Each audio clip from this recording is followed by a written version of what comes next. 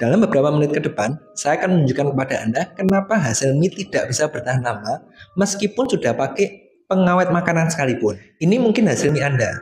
Kelihatan bagus, kenyal, segar, enak.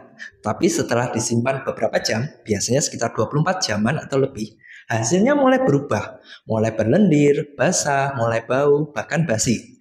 Nah, kalau Anda pernah nonton konten saya, video saya tentang pengawet makanan seperti potasium sorbat yang sangat membantu mengawetkan bakso dan Anda pakai, tapi ternyata Anda tidak mendapatkan hasil yang memuaskan, maka penjelasan hari ini akan cocok untuk Anda. Potasium sorbat sendiri memang salah satu jenis pengawet makanan yang banyak digunakan dan efisien kalau dipakai untuk olahan daging seperti bakso. Tapi masalahnya kalau di mie dia tidak bisa memberikan hasil yang sama karena ada dua perbedaan ini. Yang pertama adalah masalah di pH, derajat keasaman. Kalau kita ngomong olahan daging seperti bakso dan lain-lain, umumnya hasil pH mereka itu berada di sekitar 5, sekian sampai 6, sekian. Ya istilahnya pokoknya acid di bawah 7. Sementara kalau mie biasanya dia akan condong netral ke 7 atau bahkan lebih jadi alkali tergantung Anda pakai bahan pengenyalnya apa. Masalahnya, potasium sorbat sendiri akan bekerja lebih efisien, lebih efektif ketika dia mendapati suhu yang acid. Jadi yang di bawah 7, idealnya sekitar 5, sekian sampai 6, sekian tadi dia akan bekerja lebih efektif. Makanya hasil bakso yang menggunakan potasium sorbat bisa lebih awet.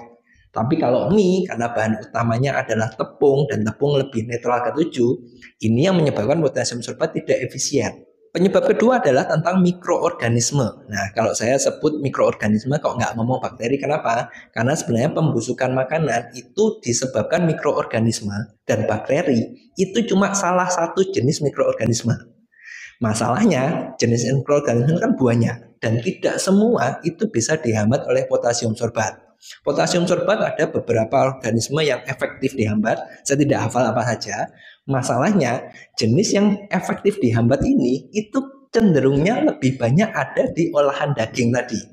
Sementara kalau tepung karena dia lebih ke arah karbohidrat kompleks, jenis mikroorganismenya sudah totally different, banyak sekali yang berbeda, sehingga ini yang menyebabkan potasium sorbat jadi nggak efisien. Lantas sekarang bagaimana caranya supaya hasil mie kita bisa lebih awet?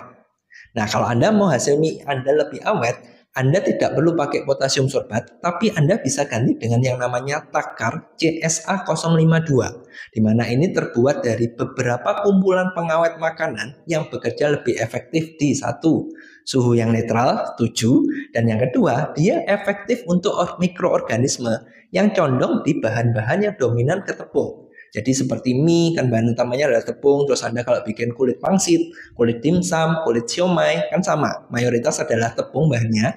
Ini lebih cocok menggunakan takar CSA 052. Kalau ditanya apakah berarti harus digabungkan dengan potasium sorbat atau pakai sendiri, jawabannya lebih baik Anda pakai sendiri saja. Lalu pertanyaannya pasti berapa lama nih hasil mie-nya bisa bertahan kalau sudah pakai takar CSA 052?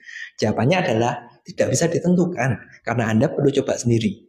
Hal ini disebabkan karena kondisi lingkungan, ruangannya bagaimana, kelembapan udara, suhu, dan cara penyimpanan tiap orang di beda daerah yang berbeda-beda. Ini akan membuat efektivitas dan pertumbuhan mikroorganisme jadi berbeda-beda. Makanya Anda perlu coba sendiri. Cuma untuk gambaran singkat saja supaya Anda tahu bahwa bahan ini lebih efisien, saya sudah melakukan percobaan jadi di lingkungan yang tertata, jadi di ruangan yang bersih, suhu udaranya juga tidak panas, tidak lembab. Dua bahan yang saya pakai, satu takar CSA 052 dan satu tidak pakai. Yang tidak pakai ini dalam waktu sekitar kurang dari 24 jam, pokoknya setelah semalam, itu sudah mulai menunjukkan basi. Tapi pakai takar CSA 052 bisa bertahan hingga 2-3 hari ke depan. Jadi intinya pasti lebih lama. Tinggal selama apa? Apakah bisa 2-3 hari atau mungkin lebih? Tergantung dari kondisi Anda menyimpannya gimana, lingkungan Anda gimana, kebersihan Anda gimana, dan packaging yang Anda pakai seperti apa.